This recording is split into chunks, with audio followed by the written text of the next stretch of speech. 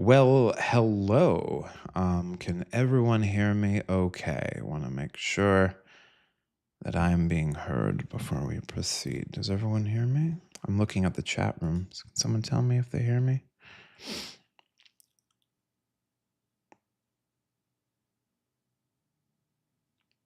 Is this working? Want to make sure things are working. Can people hear me? Okay, people can hear me. All right, this is good news. People can hear me. Yes, yes. All right. Okay. Let's let's chat. I'm gonna this I'm gonna try and go as long as I can today. And I've been thinking long and hard about what I wanted to talk about. Because look, I mean, I don't, I'm not trying to just like, I'm not a, I think some people think of me as a political pundit. The truth is, I'm quite offended by that characterization. That's like not what I'm trying to do with my work at Notes from the Circus. I'm not trying to be a pundit. Some people might accuse me of being a moralist or a polemicist, and I'm less offended by those labels, quite honestly. I do polemics, so I am a polemicist. I'm quite proud of it, actually. And I'm happy to talk about that, but I don't consider myself a pundit in any sense of the word. I look down on that characterization. So like what I try to do is right. I'm trying to since I have a worldview. I don't hide it. One of the things I've tried to do in my practice as whatever it is I'm doing, writing at Notes from the Circus is try to be completely transparent about like what my worldview is, what I actually think. I talk about my metaphysics, even in terms of like my views on spirituality and sort of like the nature and foundations of love. I wrote an essay on what I think love is, a treatise of love in my grand praxis here. So I try to be like I'm like out there. You can if anyone's interested about like what I think about the nature of the universe and like political philosophy and morality, I've written it all down. It's there. You can look at my philosophical statement. So I try to so I'm biased. I'm biased. I'm a very biased person. And my bias is very carefully documented for everyone to see, and they can evaluate that. And if they think my biases are wrong, I'm always happy to have people challenge me. I'm open to being debated. I'm not afraid of being challenged in my views. So I just want to be very clear up front that like what I'm doing at Notes from the Circus is I'm speaking my worldview out into the world. And my worldview, I hope, people receive it that way, is a pluralistic one, like at its core. Like I call myself a liberal. I think I am a liberal, and um, and part of that liberalism is accepting that there are many valid perspectives on the world. Right? There are many different ways of living a life that is.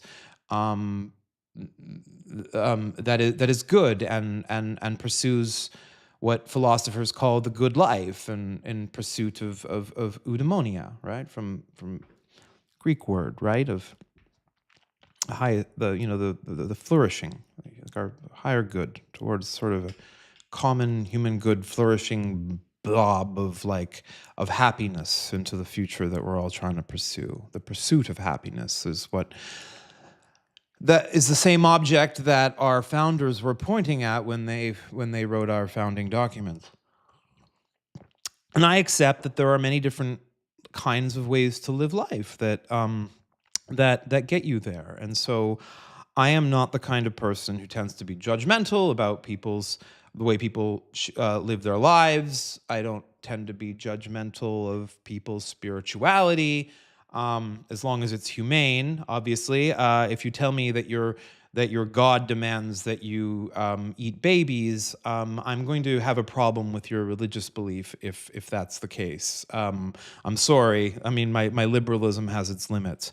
So I mean, but like but within that container, like I think of myself as um uh a pretty liberal person when it comes to that sense. Although I also am not a libertine, I believe in virtue, as many, and I know that I have a lot of. What's interesting is I know I have a lot of religious readers, and I know even that, and I've said repeatedly that I'm not a Christian, although I know that, I've seen that there's been some Christian blogs that have like referenced me and have appreciated some of my work. So I'm honestly honored that some Christian theologians would think to, say nice things about my philosophy. So, we can talk about that, and I'm certainly not offended by that. I'm not arguing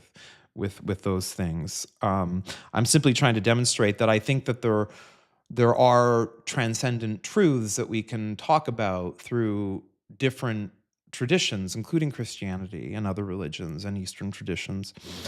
That and I talk about some of this, like, right.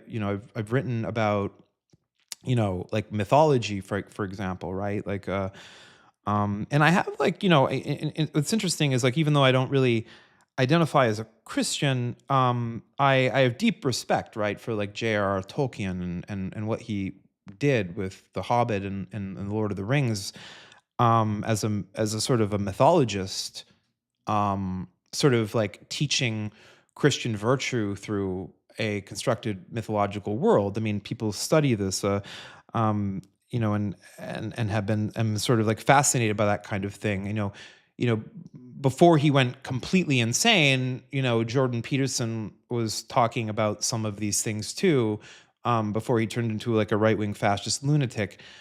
And so, and I think those are interesting, topics of discussion. So I'm trying to paint a picture for you that, like, I have like a very like open worldview, not open worldview, but an open sort of sense or open heart to like many different ways of approaching the same truth. So not only am I a sort of a pluralist, I'm also a meaning pluralist, which is kind of a radical idea of saying that there are like multiple ways of knowing the same thing and that they're equally valid and that one should not judge one way of knowing over the other. That is, one of my, that's like one of my beliefs. Now, that's not the same thing as moral relativism, because my liberal ethics are not morally relativistic in that way. They still demand like the unabridgeable principles of human dignity, right? That we talk about. So there is a container. I'm not a moral relativist who says that, like, because you have a certain religious belief that says that, like, these people over here shouldn't have rights, or women shouldn't have rights, or gay people or trans people shouldn't have rights. Like, I don't recognize your right to impose your, metaphysical tyranny on me, as a liberal, just to be clear. So I'm not a relativist in that sense. So, but when I say there are multiple ways of like knowing, of arriving at the same truth, I think there's like different ways of looking at things. One of the things that I, you know, have written about several times in some poetry and some essays, as well as in the aforementioned essay that I wrote in the Grand Praxis series, A Treatise on Love, was about the story of Adam and Eve and the nature of the serpent and the apple.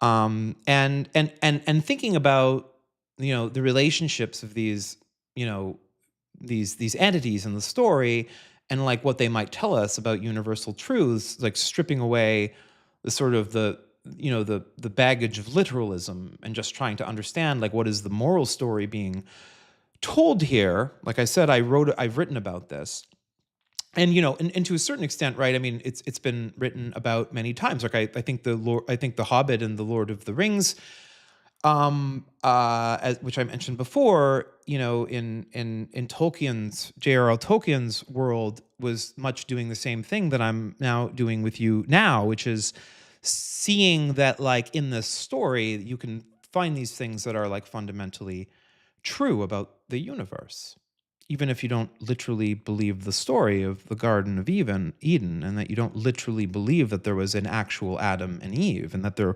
wasn't an actual serpent, and that there wasn't an actual bite out of the apple of the tree of knowledge. Like, these things are narrative details, but underneath there is a structure of, you can simplify them into a way of thinking about, um, you know, you might call them like normative rule sets, I guess. I mean, I'm trying to come up with a way of thinking about this, and you can tell different stories in that same using those same rules. We've seen this happen a lot, right? The people, people who study literature and the study of stories will know that, that a lot of stories sort of like mirror the Jesus story, right? Like, famously, Luke Skywalker in Star Wars, George Lucas's films, right? We have these echoes, these retellings of these journeys, right? And so, like, this isn't radical. I'm not saying something that like hasn't been known. But what I am saying is that, like, there are some interesting things to look at here that might, in some ways, believe it or not, even have implications on things like physics and certainly metaphysics. Um, so that's a long way of saying that, there's, as I said, many ways of understanding the same truths through different lenses. And I'm a strong believer in the necessity of storytelling and narrative, and using fiction. Like, for, another example that people like to talk about um is the series Andor, right? And I'm a huge fan of it, as well, for all the same reasons that people talk about, how it's sort of a, um it's a masterpiece, right? Like, Tony Gilroy's Andor, spanning 2 seasons, is a marvelous, uh um you know political moral storytelling, right? About, like, sort of the rise of fascism, right? And the rise of resistance against it. And I think things like that are not just like fun things. I think they're like critically important teaching tools in society, right? This is why, I mean, we teach kids morality through fairy tales. Like, this is intuitive to us. We've always used storytelling as a way to communicate, like, moral teaching. And this is clearly what religious scripture does. It serves that role. And both religious and secular storytelling, like, plays that role. And we teach moral lessons through stories, some real, some fictional. And we should talk about the fictional aspect of storytelling, because the fictional aspect of storytelling is the product of imagination and creativity, which I think we should, like, pause on this for a moment, because I think, if you ask me, this is my opinion, this is my metaphysics, this is like my way of thinking about philosophy, that creativity is like the height of human agency, of consciousness. Like to imagine something, to have moral imagination, to think of a world that could be more just than the way that we are in now. To me, right? And like, that is, like, in some sense, you can even extract that, and I will, right? Like I said, I wrote this treatise on love in the Grand Praxis series. Like, I think you can find love there. I think you can find love almost as like a law of nature, tied up in this idea of creation, of meaning, of thinking about, like, a better world, and then figuring out how to build that better world. so that it can be shared with others, right? In the pursuit of a more perfect union, right? Coming back to the idea behind the founding of this American Republic. See how all these things like thread together? There's connections. There's connections through our language and our stories and history, and you can see them. There are those are those universal truths, right, that are floating there in front of us. I'm trying to draw your attention to them by I'm moving from topic to topic, but I'm doing this deliberately to show you that these separate topics are not really separate topics. They're just labels for like for patterns and connections in this like great tapestry that I have decided to be so bold as to call meaning. And we live inside it. And inside it, we build it together. And that togetherness, I think, it turns out, is inseparable from like there's no way to think about like we can like there's philosophy like Wittgenstein talked about like the impossibility of private language, right? This like the paradox. And the idea that like you could imagine a world in which like you're the only person in the universe and you've never met anyone else, that you could develop your own language. Like, what would that even mean? Like, why would you have words? Words are to communicate to others, not to yourself. So, like, there's a when you start thinking about these things like really deeply, and you sort of find these paradoxes in language. And these aren't, like I said, these aren't new insights. This insight's over 100 years old. And those who are philosophically trained will know exactly what I'm talking about. Like that points towards an irreducibility of even the idea of a morality, of a sort of a notion that there is something right in the world, that like if you can't reduce there, then you must at least accept the idea that like any morality that one might arrive at as a basic consequence of this observation, of this sort of impossibility result in thinking about defining language itself, necessitates a social reality. And you've heard this, we are social beings, but like we're not social beings because like we hang out in like villages together and have dinner together, like that we socialize. And I think that that's sort of intuitively what people think about when we say that we're social beings. But no, it's more profound than that, right? Like you are speaking a language that you did not invent. You're using technology that you did not build.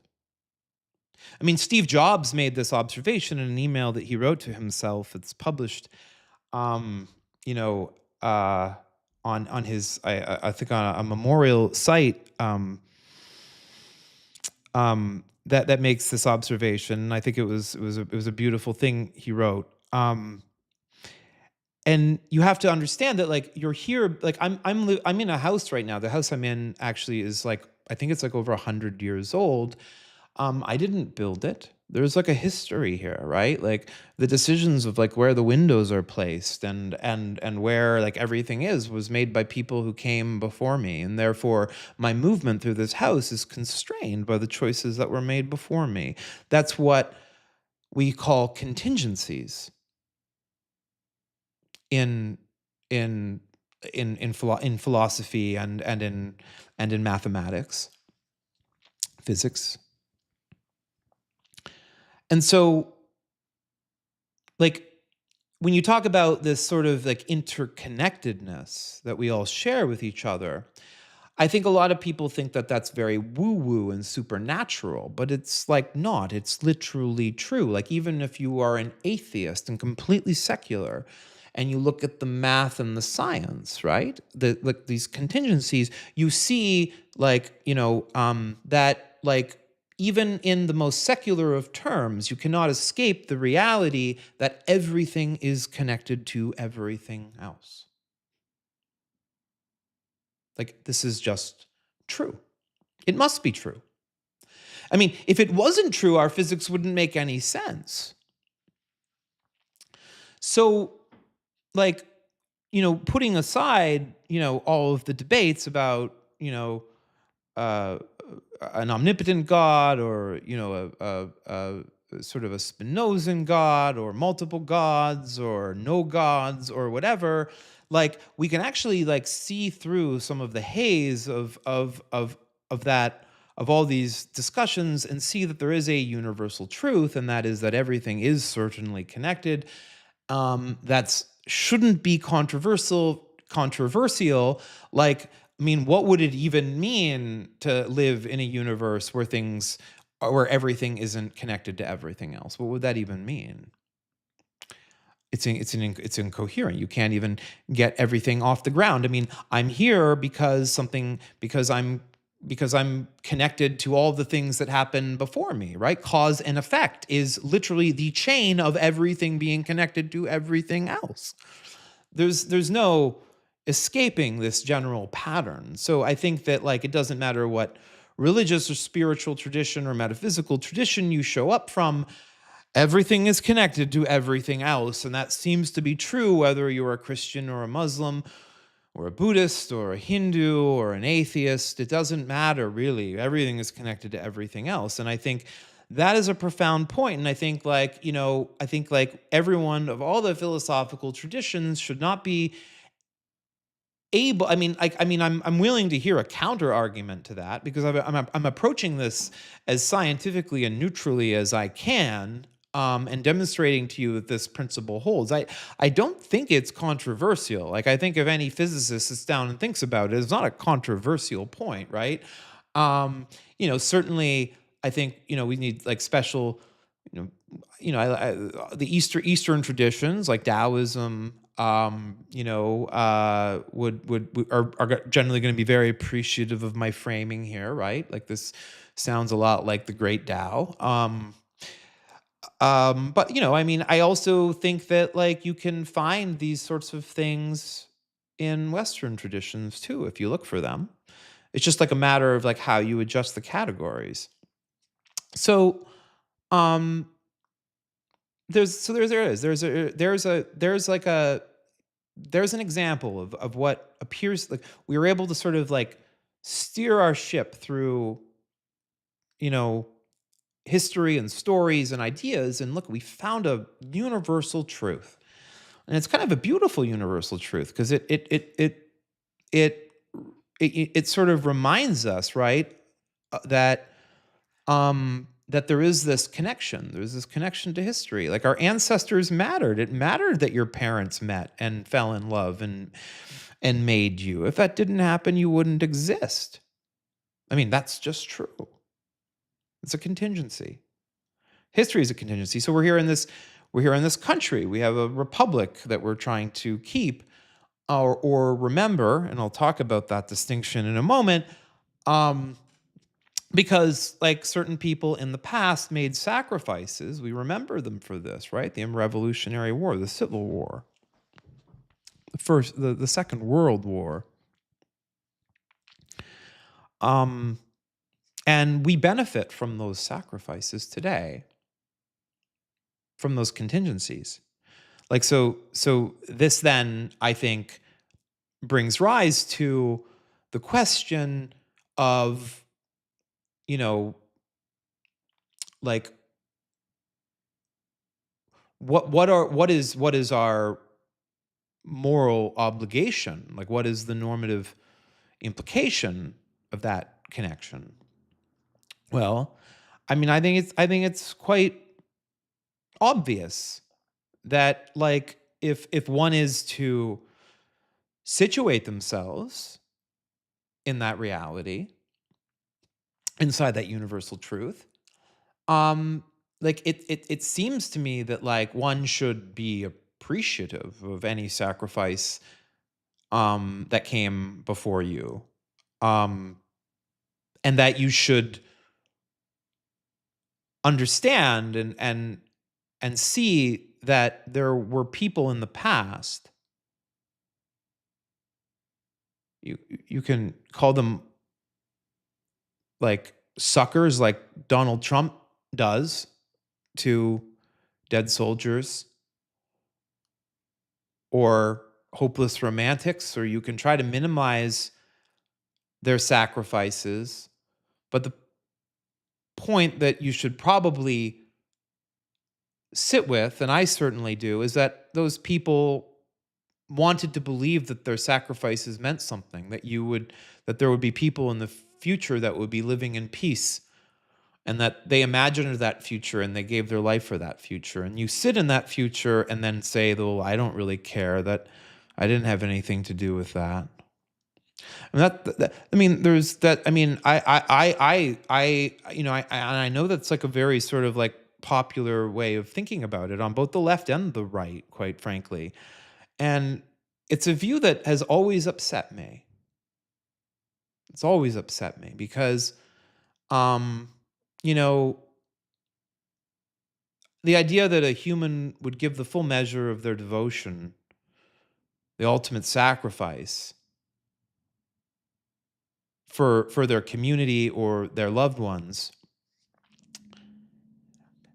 and we would turn around and say, well, that was a different time. Like, there was just stupid people making war. Like, fuck them. Like, I mean, I don't care. I don't like history. Like, I mean, I'm going to be honest. Like, that view offends me. It's always offended me. It's always kind of felt like there's these people who lived and were loved, and they don't exist anymore. They gave up. They gave up their life. Um, so you could live in a more just world. And you're like, well, I mean, they were dealing with a mess that I had nothing to do with, and that somehow allows you to sit here and sort of judge them and being like, well, I mean, and you hear this all the time, and I'm going to be quite harsh on the political left now, and I know most of my listeners are on the political left, because I think leftists make this error, and they make it a lot, right? Like, first of all, I want to say that I am a feminist, but I'm going to criticize feminists a little bit, and I know that's dangerous territory. Um, because I've had this conversation with some feminists in my life, including some academic feminists, and I sometimes hear the notion that, like, those sacrifices and stuff were only necessary because of, like, patriarchy, and if, like, women had been afforded their rights earlier on, none of that would have happened. Like, fuck men and their war. Like, this sort of kind of very.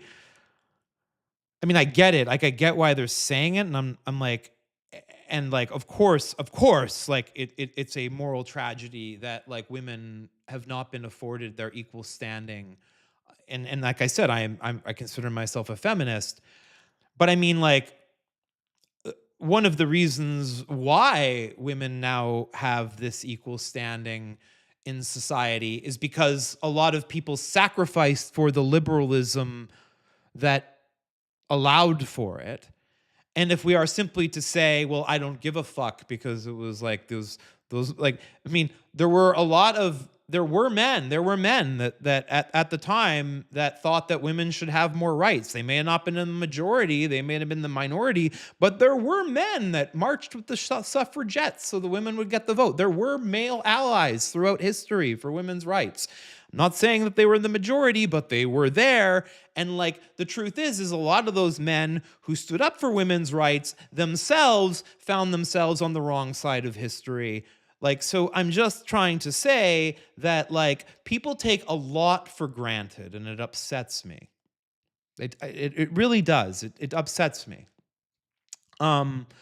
Because like the full measure of those sacrifices, that one can sit here on their moral high horse in this year and say, well, you know, X or Y person from history, you know, was like didn't like believe in gay marriage.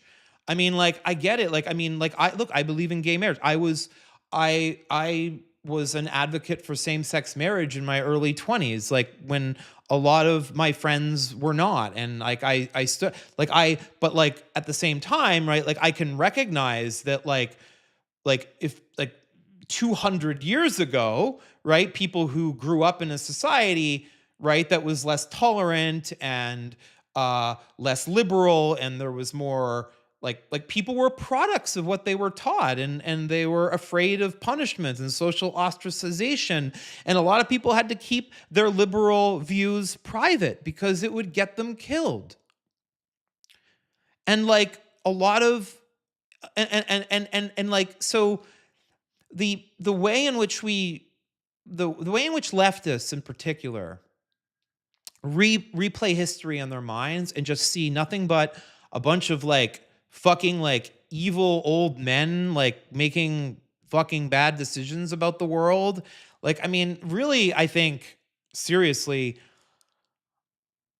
like, well, first of all, it doesn't give a lot of women credit throughout history too for like helping a lot of these things along, right? Like I mean, we know a lot of like men throughout history were like, especially even intellectuals in some ways, were their wives sometimes were actually powerful intellectual interlocutors, like we, you know, that we now, you know, give a lot more sort of credit to their sort of contributions to history. So I just find this failure to recognize that there's a lot of people throughout history who genuinely wanted the future to be better than the past and gave up their lives so it would be. And the modern left has been quite dismissive of this. And it's always been something that I'm very uncomfortable with. I mean, you know, the people who, I mean, I know that there was a draft in World War II, but there was also millions of volunteers.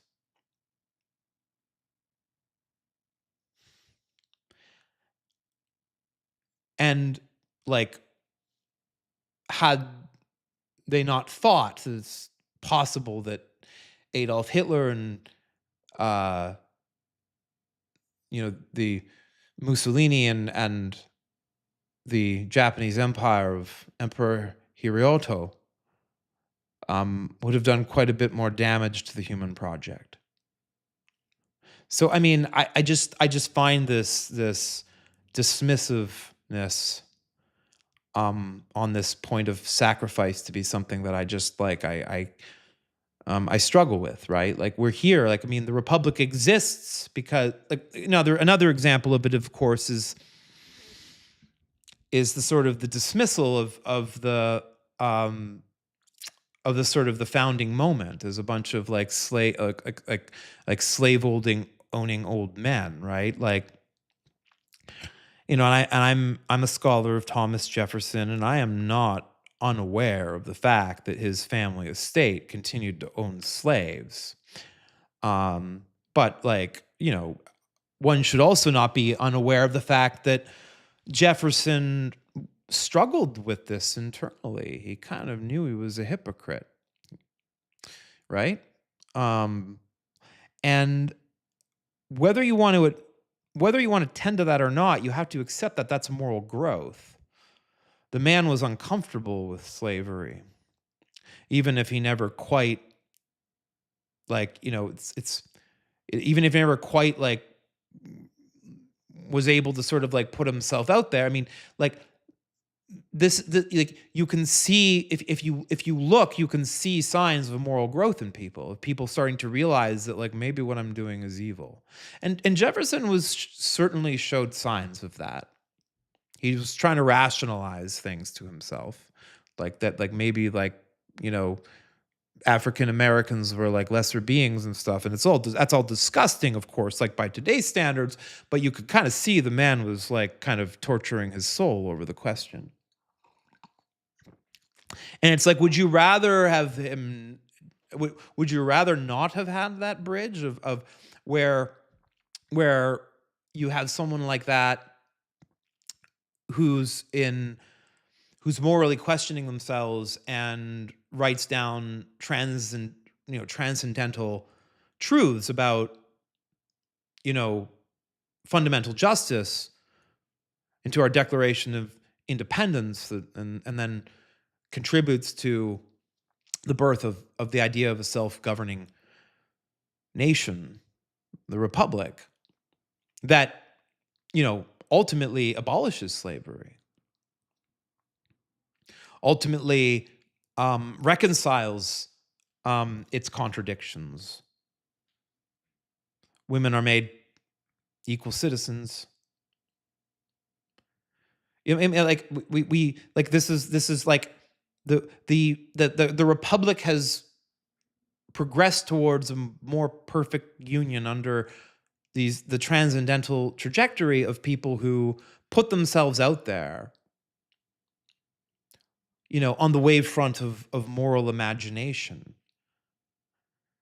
And the absolute refusal by aspects of modern left to sort of view history that way, to me, seems absolutely frustrating.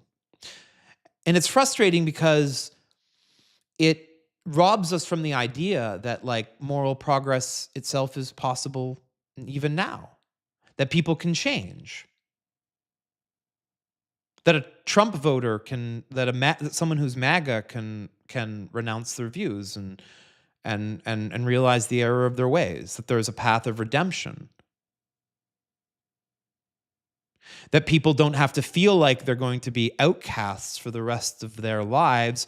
I mean, psychologists call this a permission structure, right? That if you're going to tell somebody that the consequence of the choice they made is that they'll no longer get to participate in the game of life anymore, the game of civilization anymore, then you're not really making them a very compelling offer for them to change their mind. You're basically saying, change your mind and accept exile. And that's why I don't like cancel culture. Not because I don't hate racism, I do. Not because I don't hate sexism, I do. Not because I don't hate homophobia, I do. Not because I don't hate transphobia, I do. But because I have always thought that the purpose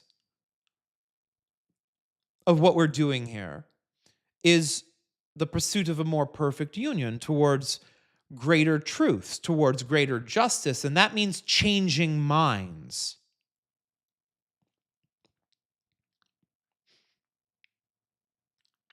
Because this idea that we're going to do a purity test and say we're the only people who count were the people who agreed with us already. The only people who can come to our party are the people who were never bigots to begin with.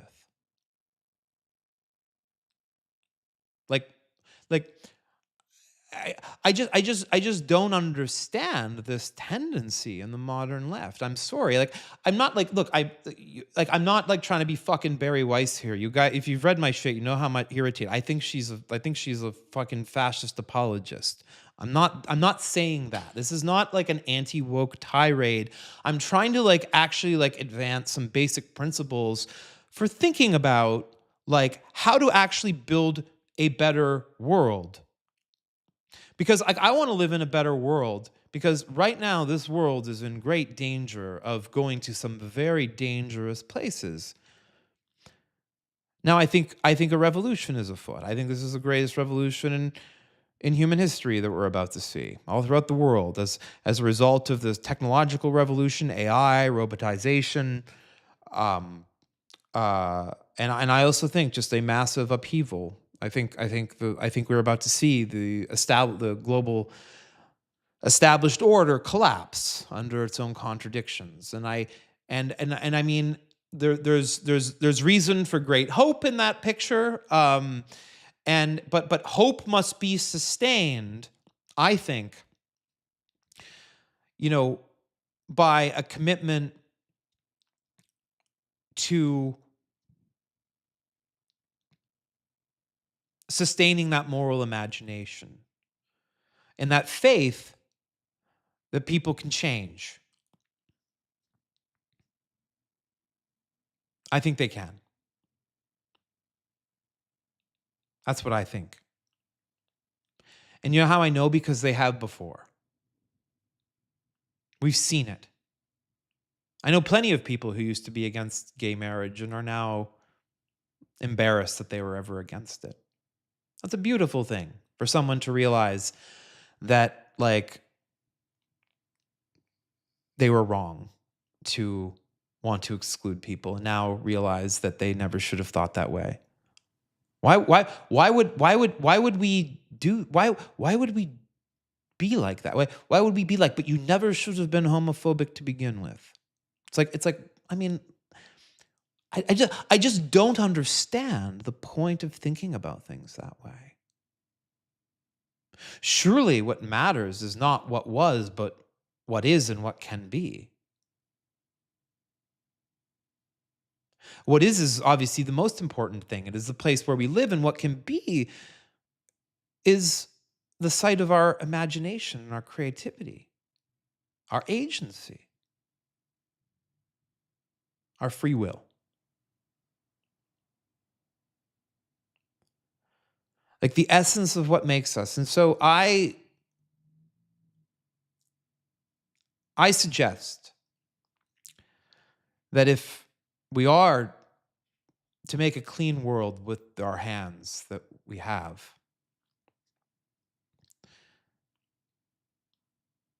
that we must be prepared to extend them to those who were once our enemies if they offer their hand to us. That doesn't mean that does not mean that we do not pursue justice for those who have committed crimes. It does not mean that like examples must not be made for the purposes of history and memory. I'm not saying that. I think there are a lot of people who need to go to jail. And I'll talk more about that in future videos and essays. But if we truly want to live in a world that does not descend into some apocalyptic end, and that's on the table. We have a bunch of nuclear weapons, biological weapons, AI. We have a lot of ways to wipe humanity out on this planet. So my plea is that people think about the sacrifices that came before them, that they recognize the reality of where they are and how things are, not how they want them to be, but also recognize that through patience and gentle, sustained attention and a commitment to work together towards a better world, that we provide the space for moral imagination and a brighter future to emerge. This to me, I think is I mean, an obvious truth when you think about it. And I know that it's a bit off, off the to the side. I didn't really talk about Epstein or anything today, but I started Notes from the Circus to talk about philosophy, and so I thought I would talk about some philosophy today and how I think about the world that I inhabit. And I've shared that with you tonight. Um, and take what you will from it. You don't have to agree with me, but that's how I see things. So thank you, everybody, for joining me tonight. And I'll be back and see you soon. And if you don't subscribe to Notes from the Circus, please do. You can find it wherever fine Substacks are sold. Thank you, everybody.